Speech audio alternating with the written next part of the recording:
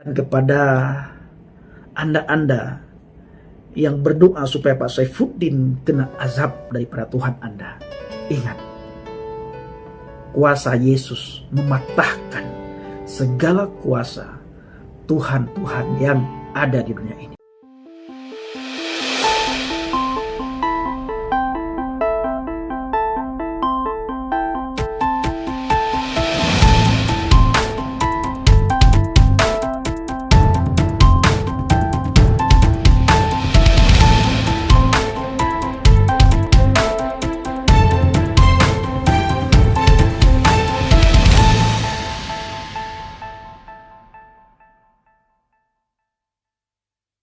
Shalom, Om Swastiastu, salam kebajikan bagi kita semua dimanapun kita berada.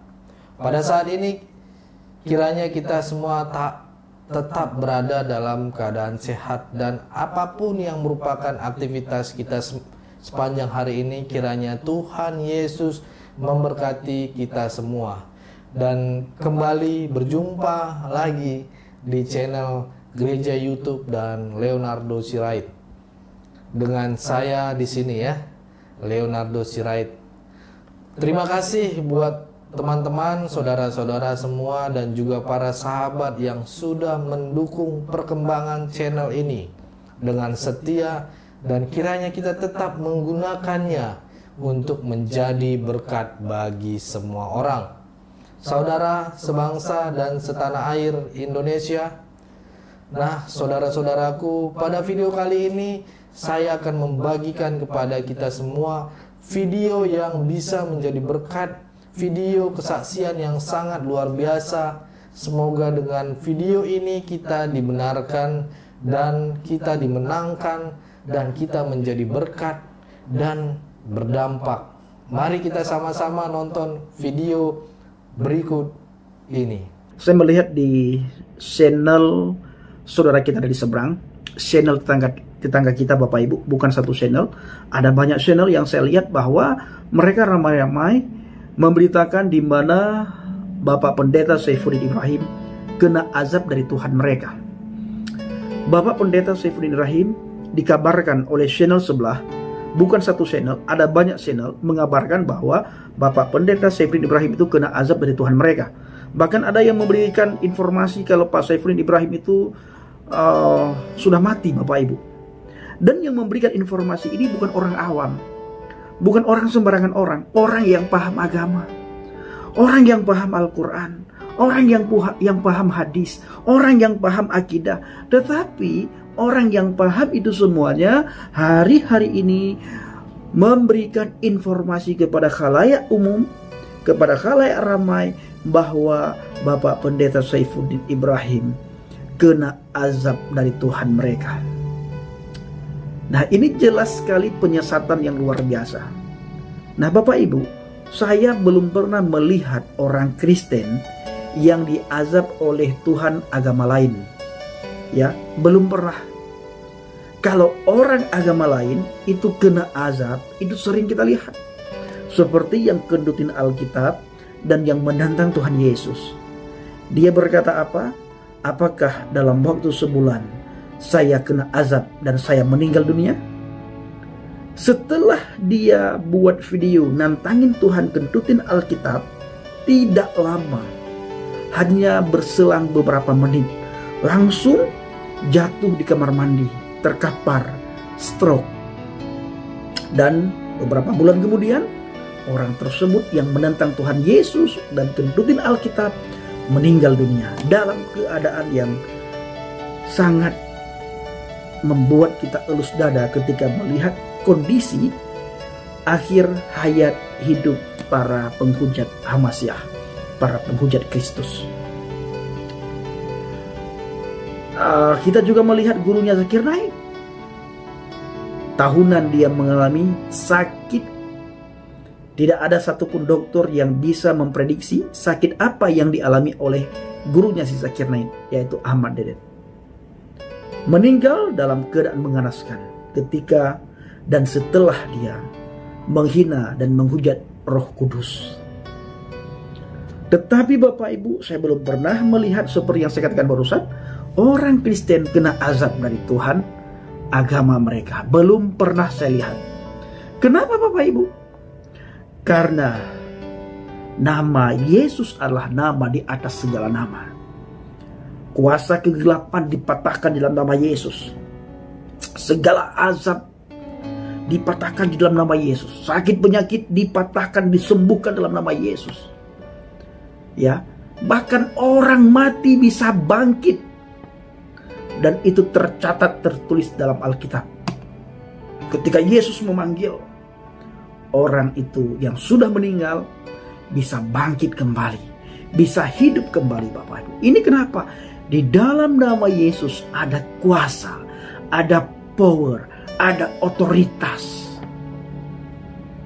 Tetapi Tuhan-Tuhan yang lain Bapak Ibu tidak mempan. Dia mengazab kita, sehebat apapun dia berdoa kepada Tuhannya supaya orang Kristen kena azab, supaya Bapak Pendeta Saifuddin kena azab, dipatahkan dalam nama Yesus. Kuasa Tuhan mereka Bapak Ibu dipatahkan dalam nama Yesus. Ya, maka kita sangat bangga. Yesus Kristus bukan saja menjamin keselamatan kepada kita, bukan saja dia memberikan hidup yang kekal kepada kita, bukan saja dia berikan tempat yang layak bagi kita, bukan saja dia berikan tempat surga bagi kita, tetapi dia juga memberikan keamanan kepada kita masa kita hidup di dunia ini.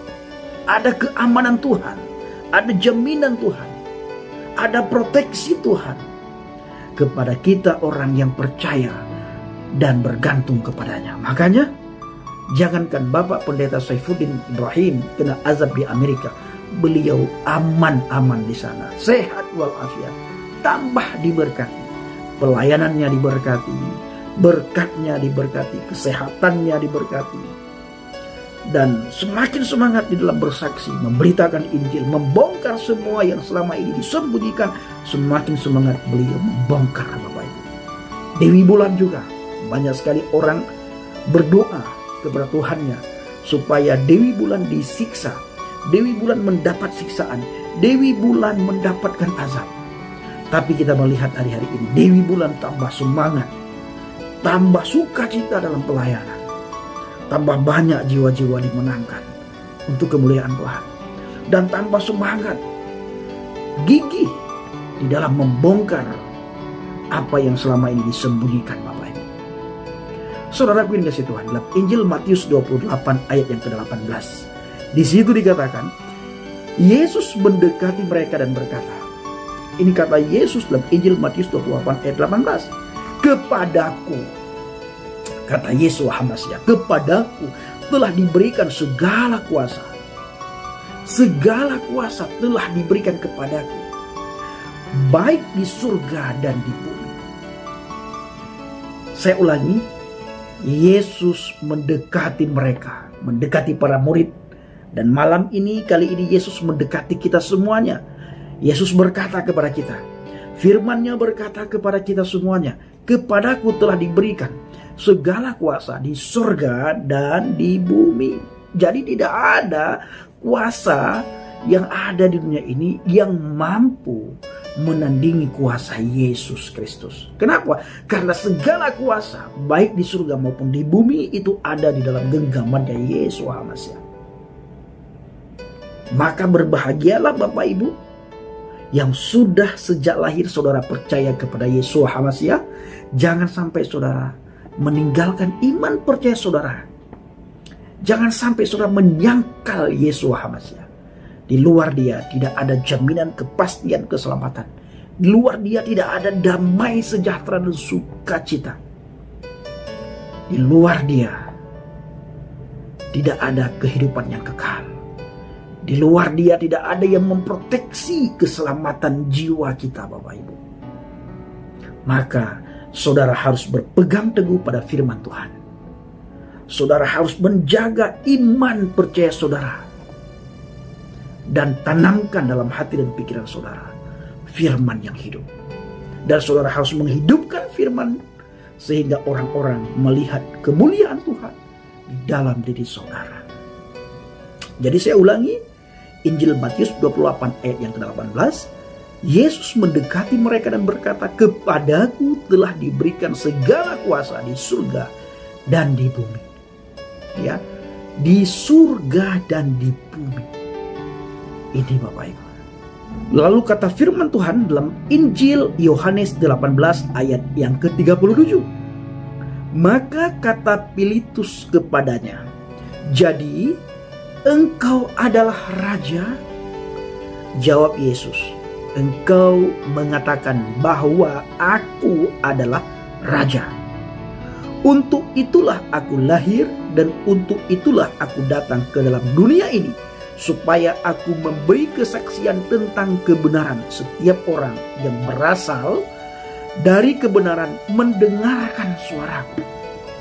Kita melihat Bapak Ibu, ada banyak sekali orang-orang di luar itu, mereka tidak mau mendengarkan firman Tuhan. Kenapa? Karena mereka bukan berasal dari kebenaran. Firman Tuhan adalah kebenaran yang hakiki, kebenaran yang sejati. Orang yang tidak mau mendengar firman Tuhan, maka orang itu tidak berasal dari kebenaran. Secara otomatis, kalau bukan berasal dari kebenaran, orang tersebut berasal dari kegelapan. Ya, kalau tidak benar, ya pasti orang tersebut berasal dari kegelapan. Makanya antara gelap dan terang tidak akan bisa bersatu. Ketika kita memberitakan firman, kita menyampaikan firman, kita bersaksi tentang Hamasyah, banyak orang mencemooh, menghina, mengolok-ngolok, bahkan mencaci maki, ada yang mengancam kita. Kenapa Bapak Ibu? Karena mereka bukan berasal dari kebenaran, tetapi mereka berasal dari kegelapan Bapak Ibu. Gelap dan terang jelas tidak akan bisa bersatu sampai selama-lamanya. Gelap dan terang tidak akan bisa bersatu, dan kegelapan itu terus memberontak. Kegelapan itu tidak akan senang ketika melihat orang ada dalam kebenaran. Maka kuasa kegelapan mencoba untuk mempengaruhi banyak umat manusia, supaya tidak ada umat manusia yang tinggal dalam kebenaran. Maka jelaslah seperti apa yang disampaikan oleh firman Tuhan. Seandainya waktu tidak dipersingkat, bisa-bisa orang yang beriman tidak ada yang selamat. Orang yang percaya tidak ada yang selamat. Kenapa tidak ada yang selamat? Padahal orang itu sudah percaya, sudah beriman. Dikarenakan Bapak Ibu, kuasa kegelapan itu semakin hebat mereka bekerja mencari orang-orang yang tinggal dalam kebenaran. Digoda, dihasut, supaya orang yang tinggal dalam kebenaran ini bisa meninggalkan kebenaran dan mereka menjadi pengikut kuasa kegelapan.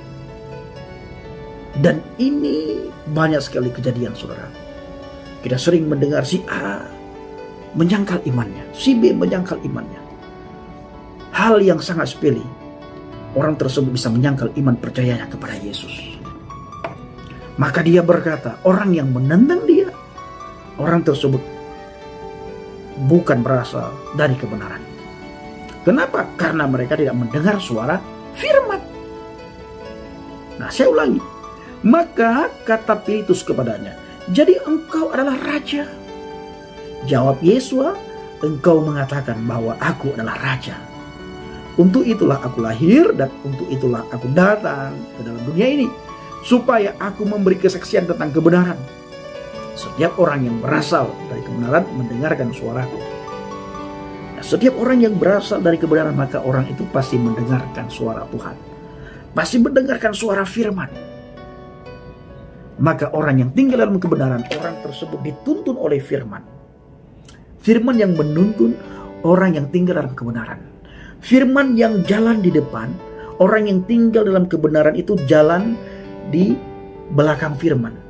Jadi firman dan kita memegang firman, sehingga kita tidak tersesat. Kita yang di belakang firman ini, kita memegang firman, sehingga kita tidak tersesat. Dan firman akan memegang kita, sehingga kita tidak terlepas. Saya ulangi Bapak Ibu, ketika kita berjalan dan membiarkan hidup kita dipimpin oleh firman, maka kita memegang firman tersebut. Dan ketika kita berada dalam kebenaran dan kita mau dipimpin oleh firman itu, maka firman itu sendiri akan memegang tangan kita. Supaya apa? Supaya tidak lepas ikatan kita, Bapak Ibu. Karena kedagingan kita ini begitu kuat, saudaraku. Ya, kedagingan kita ini begitu kuat. Ketika kedagingan kita begitu kuat, kita mau lepas firman, maka firman ini tidak akan melepaskan kita. Dan dia akan menyadarkan kita, akan menginsafkan kita. Maka sering-seringlah berdoa dan berpuasa. Karena untuk menghancurkan kedagingan hanya dengan doa dan puasa. Nah, jadi saudaraku dikasih Tuhan, para pencinta ialah bagi berbahagialah sekali lagi saudara yang sudah duluan mengenal Kristus, mengenal kebenaran. Jangan sampai saudara menyangkal iman percaya saudara. Kami yang datang belakangan, yang mengenal firman belakangan, kami sulit sekali Bapak Ibu. Kami terpisah dari keluarga. Kami ditolak oleh keluarga. Kami tidak diterima oleh keluarga saudara.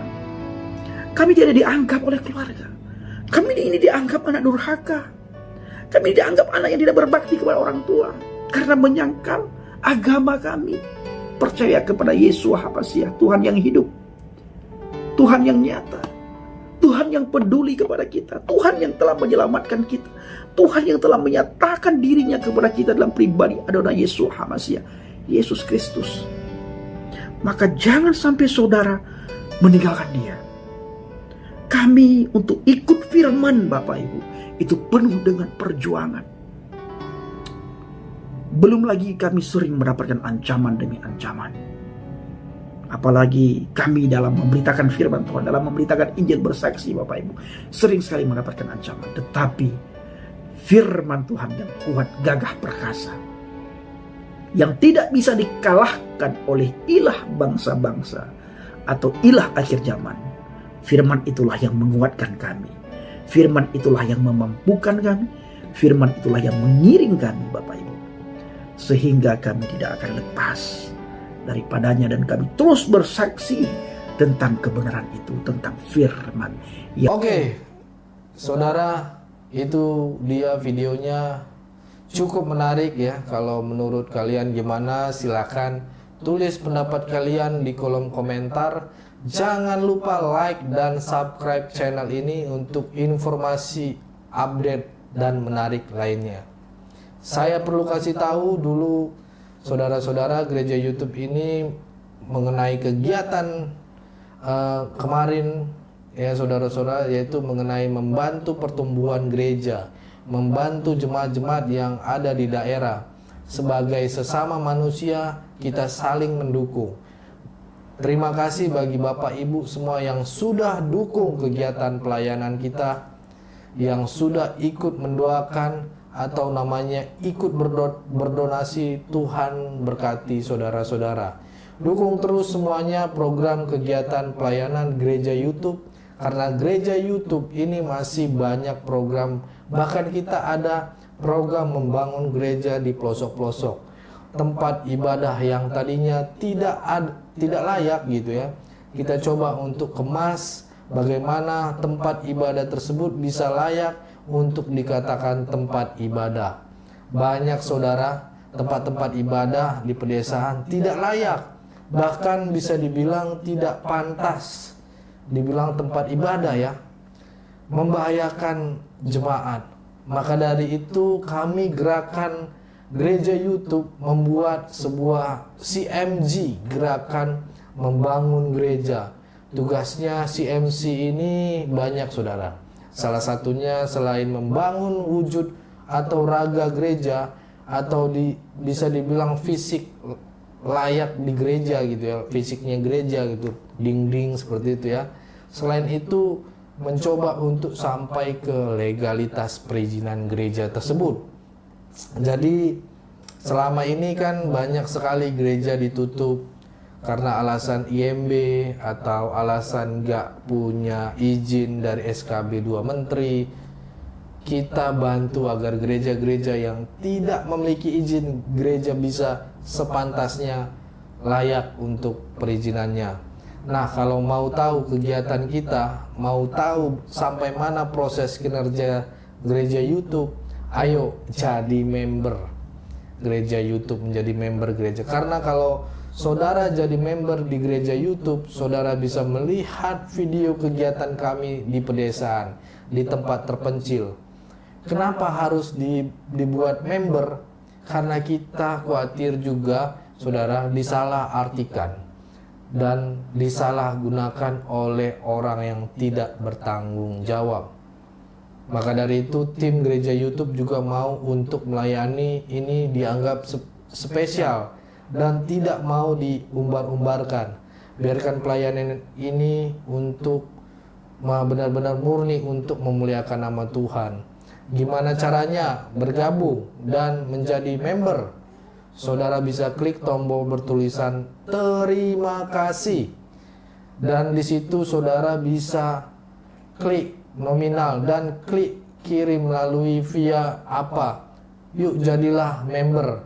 Kalau sudah jadi member, saudara berarti sangat mendukung dan ambil bagian dalam semua pelayanan di gereja YouTube.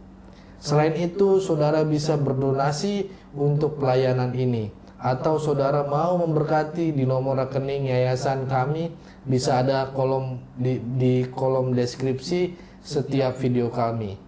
Karena gereja YouTube juga tentu butuh dukungan dana Bapak Ibu, saudara sekalian. Tapi ingat, kepada saudara-saudara yang tergerak hatinya ya, untuk ikut membantu pelayanan gereja YouTube. Segenap keluarga besar gereja YouTube mengucapkan terima kasih. Tuhan Yesus memberkati. Saudara-saudara, ada yang nanya berapa bisa dukung untuk kegiatan pelayanan kita di daerah ini. Saudara-saudara, untuk mendukung berapapun bisa. Di sini ayo bergandengan tangan. Mau 5.000 bisa, 10.000 bisa, 20.000 bisa, dan seterusnya.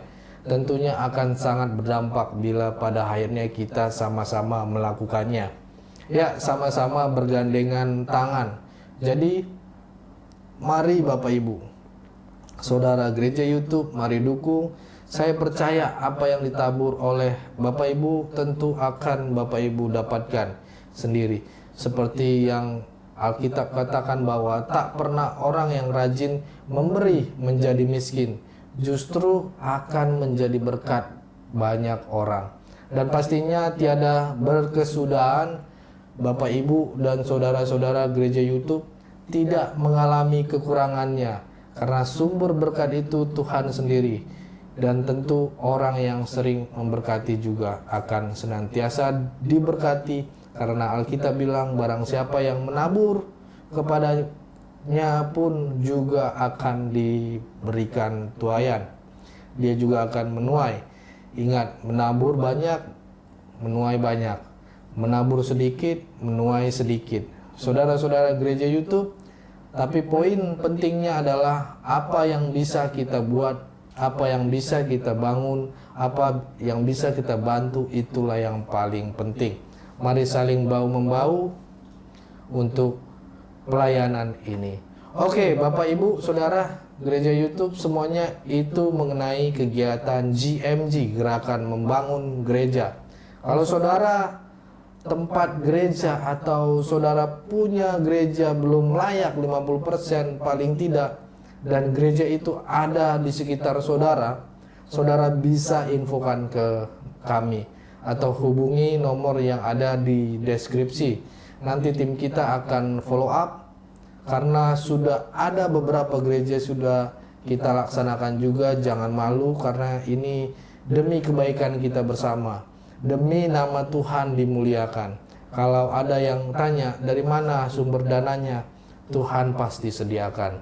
Tuhan pasti pertemukan orang-orang baik, orang-orang yang mau memberi dan menjadi berkat.